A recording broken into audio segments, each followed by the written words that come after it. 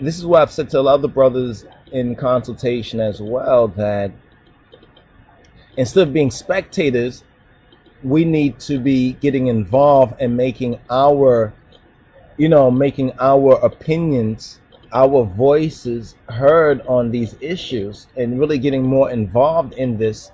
You understand? Because in other words, Obama's in a position where if we don't speak up about this issue, he's probably going to do basically what seems best and convenient for him and recognize, well, there's no real opposition to certain things. Therefore, we got to do this.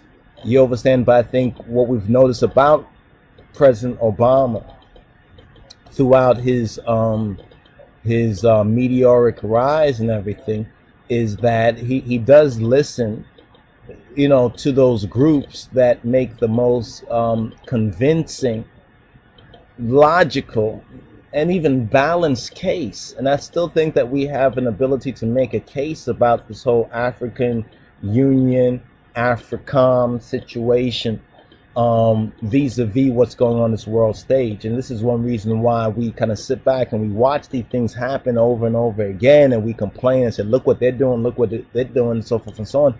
And we really don't use the power of, our intellect, our voices, you understand, our hearts, our minds, our hands to make a difference. We more or less wait until it happens. We sit aside and look and say, well, it has to be fulfilled, instead of getting involved in this. Since we recognize how the story ends, we do know how the story ends. It is written how the story ends. The real question is, where do we stand in this ever unfolding story and prophecy? So the ball basically is in our court, and we can do more than just be spectators about this. But there are certain basic principles that we, first of all, need to come to a more collective agreement about, such as the good news about His Majesty, the foundation of Rastafari being the true good news of Dietachin Jesus Christus. So our spirits, our hearts, and our minds can be firmed up, can be firmly grounded on that, on that firm foundation, that rock of, that rock of truth, that rock of Christos.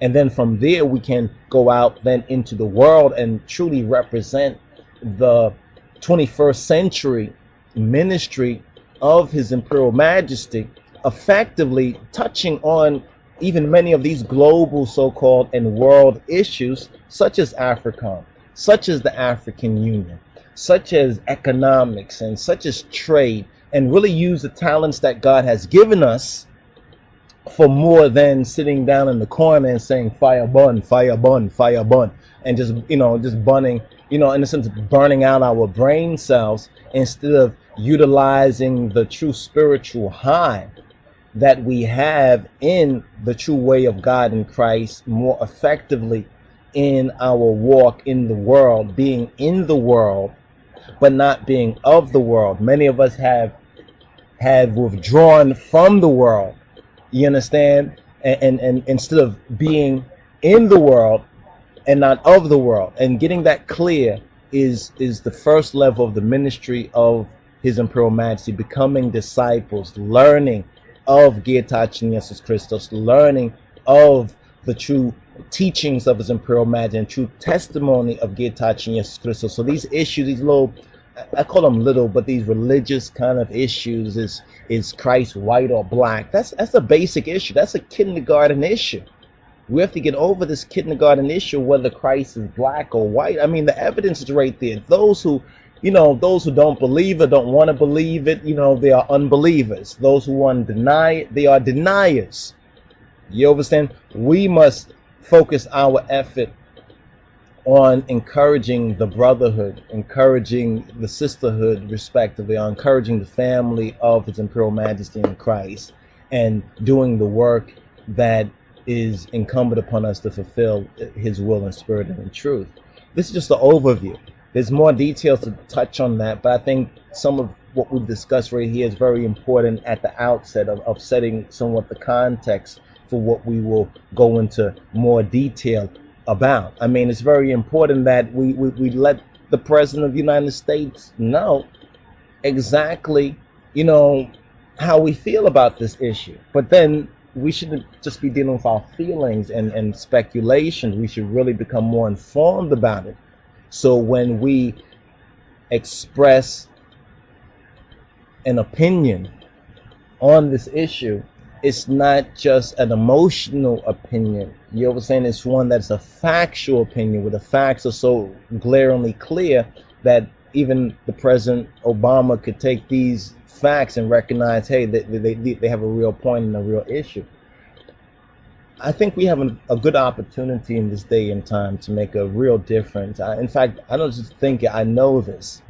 And if you are spiritually in tune, you'll recognize this as well. But we need to get off a lot of the hype, whether it's about Obama or whether it's about this or that, and start to look at things in the reality that they should be seen in.